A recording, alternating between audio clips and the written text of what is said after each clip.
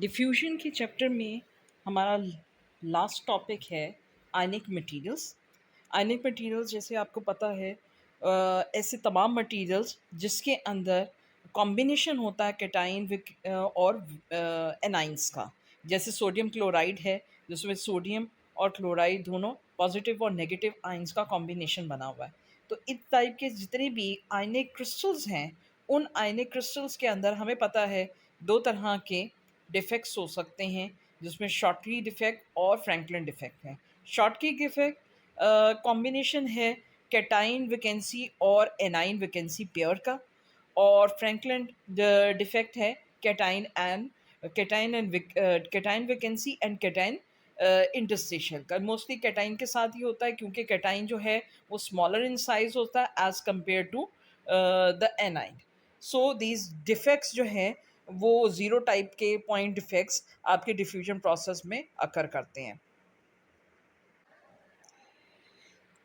When Franklin defects dominate in an ionic crystal, the cation interstitial of the Franklin defect carries the diffusion flux.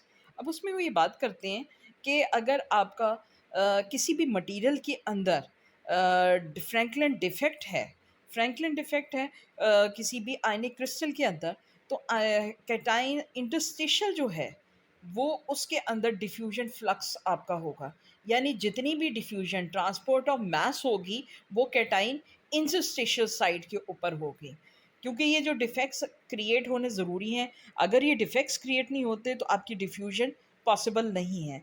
और amount of diffusion flux कि कितना amount of mass transport होना है एक जगह से दूसरी जगह, वो इन डिफेक्ट्स के ऊपर डिपेंड करता है। तो वैकेंसी यूजुअली फिल नहीं होती, ये कैटाइन इंटरस्टिशियल साइड ज़्यादा अवेलेबल होती हैं, इसलिए डिफ्यूजन फ्लक्स जो है वो फ्रैंकलिन डिफेक्ट के अंदर कैटाइन इंटरस्टिशियल के अंदर लाई करता है। जबकि अगर शॉर्टकी डिफेक्ट को कंसिडर करें तो शॉर्टकी डिफेक्ट में डोमिनेट होती हैं कैटाइन वैकेंसी जो है वो कैरी करती है। शॉर्टकी डिफेक्ट जिस तरह का हमने ऊपर पढ़ा कि वो कैटाइन वैकेंसी और एनाइन वैकेंसी पे है। कैटाइन वैकेंसी ज़्यादा जो है वो डोमिनेट करती है डिफ्यूजन फ्लक्स में, यानी जितना भी मास है एटम्स हैं वो ट्रांसफर होते हैं थ्रू दीज कैटाइंस। जो कैटाइंस की वेकेंट साइट हैं उन पे ज़्यादा होंगे। अब हम यूजली देखते हैं कि जितनी भी इम्प्योरिटीज़ या एक्सटर्नल एटम्स हैं वो ट्रांसपोर्ट हो रहे हैं और एक्सटर्नली इनटू दैट मैटर, और उस मटेरियल के अंदर जब जाते हैं तो वो मटेरियल के अंदर प्रोड्यूस करते हैं जो है डिफ्यूजन प्रोड्यूस करते हैं, मास प्रोड्यूस करते हैं, और Aahista Aahista concentration of the host material है वो रिड्यूस होता है, और डिफ्यूजन के बाद जो एक्सटर्नल मटेरियल है उसकी क्वांटिटी तो राइज करती है। सो डिफ्यूजन फ्लक्स हम कैटाइन वैकेंसीज में कंसिडर करते हैं कि शॉर्टकी डिफेक्ट के अंदर कैटाइन वैकेंसी कैरी करती है डिफ्यूजन फ्लक्स में। और इन दोनों के केस में जब हमारा फ्रैंकलिन डिफेक्ट होता है या शॉर्टकी डिफेक्ट है, हमें पता है कि जो चार्ज रेशो है वो आपकी जो है वो बैलेंस रहती है। अच्छा, स्टोइकियोमेट्रिक डिफेक्ट्स के अंदर भी इम्प्योरिटीज जो है वो जनरेट होती हैं। अब ये डिफेक्ट्स जो हैं इम्प्योरिटीज़ कैसे, फॉर एग्जांपल हमने कंसिडर किया है सोडियम क्लो स्टिक्योमेट्रिक रेशियो। जो स्टिक्योमेट्रिक है कि आपका बैलेंस हो, उसमें चार्ज की न्यूट्रलिटी होनी चाहिए, उसको हम स्टिक्योमेट्रिक डिफेक्ट। अगर चार्ज की न्यूट्रलिटी नहीं होती तो हम उसको नॉन स्टिक्योमेट्रिक कहते हैं। अब स्टिक्योमेट्रिक डिफेक्ट्स उनमें जनरेट किस तरह से होते हैं कि फॉर एग्जांपल आपके पास सोडियम क्लोराइड प्योर स्टिक्योमेट्रिक है, but it contain small amount of cadmium, यानी कैडमियम के आइंस आ गए। अब आपके पास सोडियम क्लोराइड है, सोडियम के ऊपर चार्ज +1 का होता है और कैडमियम के ऊपर चार्ज +2 का है। This cation vacancy will exist since cation vacancy carry diffusion flux in sodium chloride. The presence of small amount of cation as impurity increases the diffusivity of sodium chloride. Even a small concentration of such 0.1% will markedly increase the diffusivity. In relation to pure sodium, chloride because the number of cation vacancy will increase. अब इसके अंदर अब consider करें instead of sodium, sodium का +1 का जो है वो चार्ज है और वो उसकी एक वैकेंसी हुई, उस वैकेंसी को फिल कर देता है अगर कैडमियम, तो यहाँ पे चार्ज की रेशियो जो है वो चेंज हो जाएगी। इनमें अगर किसी सोडियम को अगर कैडमियम ने आना है तो इट मीन्स कि आपको उस स्टोइकियोमेट्रिक रेशियो को मेंटेन रखने के लिए 2 सोडियम के आयंस निकालने पड़ेंगे, तभी एक कैडमियम जो है वो एडजस्ट हो सकता है और स्टोइकियोमेट्रिक रेशियो मेंटेन रह सकती है। सो जो एक्स्ट्रा एक वैकेंसी क्रिएट होती है, 2 सोडियम निकल रहे हैं और एक उसकी जगह फिट हो रहा है कैडमियम का, तो जो एक्स्ट्रा वैकेंसी क्रिएट हो रही है वो डिफ्यूजन फ्लक्स को कैरी ऑन करेगा। और ये अगर हम वेरी स्मॉल कंसंट्रेशन 0.1% कंसंट्रेशन में भी करें तब भी आप ये रिमार्केबली इंक्रीज कर सकते हैं डिफ्यूजिविटी, क्योंकि इनकी स्टोइकियोमेट्रिक रेशियो चेंज होने की वजह से आपको ज़्यादा कंसंट्रेशन में वैकेंसीज अवेलेबल हैं। सो इसमें प्योर रिलेशन में ये बताया कि जितनी नंबर ऑफ वैकेंसीज इंक्रीज करेंगी उतना ही हम कहेंगे डिफ्यूजन फ्लक्स या डिफ्यूजिविटी इंक्रीज करेगी। अच्छा, next is other parts in diffusion, in addition to diffusion in crystals, with the aid of point defects, vacancies, interstitial impurities, diffusion process may also be added by other imperfections in the crystal such as line defect and surface defect. अब वो कहते हैं कि सिर्फ point defects ही नहीं, point defects में हम कौन से कंसिडर करते हैं, पॉइंट डिफेक्ट्स में हमारी वैकेंसीज आ जाती हैं, इंटरस्टिशियल साइट्स आ जाती हैं और इन्हीं वैकेंसीज और इंटरस्टिशियल साइट्स की वजह से आपके डिफरेंट डिफेक्ट्स क्रिएट होते हैं, जिस डिफेक्ट्स के अंदर Frenkel defect, stoichiometric defect, Schottky defect जो है उस टाइप के सारे पॉइंट डिफेक्ट्स हैं। अब इन पॉइंट डिफेक्ट्स के अंदर हर एक के अंदर हमने जैसे देखा फिर फ्रैंकलिन डिफेक्ट में कैटाइन का इंटरस्टिशियल साइट, शॉटकी डिफेक्ट के अंदर कैटाइन वैकेंसी जो है और स्टिक्योमेट्रिक के अंदर वैकेंसीज जो हैं वो रोल प्ले करती हैं डिफ्यूजन का। तो डिफ्यूजिविटी फ्लक्स जो है वो कंसंट्रेटेड होता है इन डिफेक्ट्स के अराउंड। सो वो कहते हैं कि ना सिर्फ ये पॉइंट डिफेक्ट बल्कि और डायमेंशनल डिफेक्ट्स यानी वन डायमेंशनल जिसमें डिसलोकेशंस हैं, लाइन डिफेक्ट्स हैं और 2 डायमेंशन में जो सरफेस इम्परफेक्शंस हैं, ये भी डिफ्यूजन के पाथ्स क्रिएट करते हैं, यानी ये भी अलाउ करते हैं कि ट्रांसपोर्ट ऑफ मास को। ठीक है। अच्छा, अब हम कंसिडर करते हैं कि किसी सरफेस ऑफ द क्रिस्टल में here there are no constraint on one side, so the energy required to move an atom on the surface will be less than that required to move atoms within the crystal. अच्छा, अब 2 dimensional defects में अगर आप surface को consider करें तो इसकी इस साइड में हम ये देखते हैं कि इसमें कोई कंस्ट्रेंट्स नहीं हैं, वो अनबाउंडेड हैं।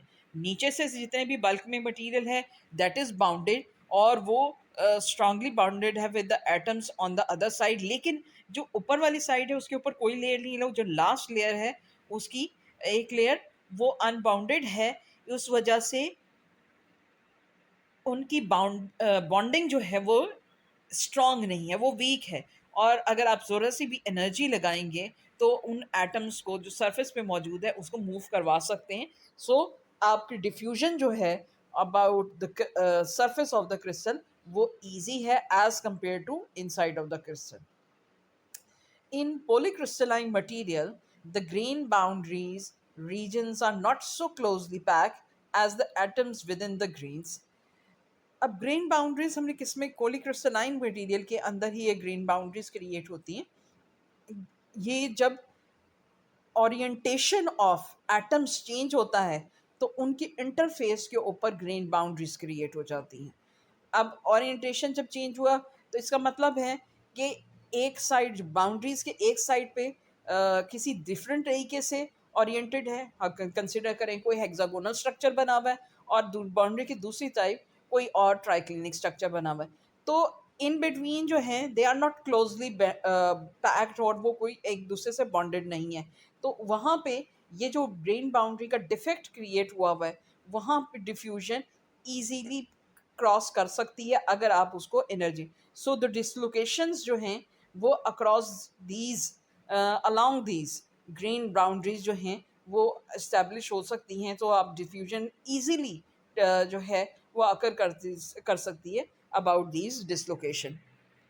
So the experimentally determined activation energy Q shows following qualitative variations, जिसमें अभी हम देखते हैं कि कौन सी सबसे ज़्यादा डिफ्यूजन के डिफरेंट ये पार्ट्स उन्होंने दिखाए हैं कि सरफेस पे अमाउंट ऑफ एनर्जी जो रिक्वायर्ड है for diffusion is very low as compared to the amount of energy required for diffusion in the grain boundaries, क्योंकि grain boundaries inside अकर कर रही हैं, सरफेस ऊपर की साइड पे है, वो ज़्यादा इजीली मूव कर सकते हैं, वहाँ पे एटम्स का ट्रांसपोर्ट ऑफ मैटर हो सकता है as compare to grain boundaries.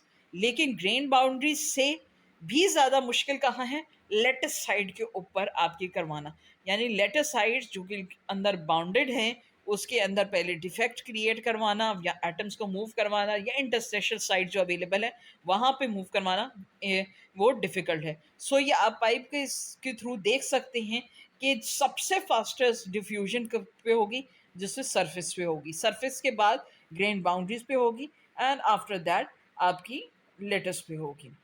A low value of activation energy Q does not necessarily means that diffusion along high diffusivity paths, also called short circuit paths, such as grain boundaries and external surfaces, will always dominate the lattice diffusion. The cross-sectional area across which diffusion may occur is usually much smaller for short circuit diffusion. अच्छा, अब इसमें वो consider कर रहे हैं कि इसका मतलब ये नहीं है कि जब आपकी low value of activation energy होगी तो हमारा डिफ्यूजन जो है वो मींस के diffusion along a high diffusive path होगा, यानी हाई डिफ्यूजिव पार्ट यानी कुछ शॉर्ट से पाथ सच एज कि हम हाई डिफ्यूजिव पाथ हमारे कौन से होंगे जो ग्रेन बाउंड्रीज या एक्सटर्नल सर्फेसिस हैं वहाँ पे डिफ्यूजन ऑलवेज डोमिनेट करेगी as compare to the lattice diffusion.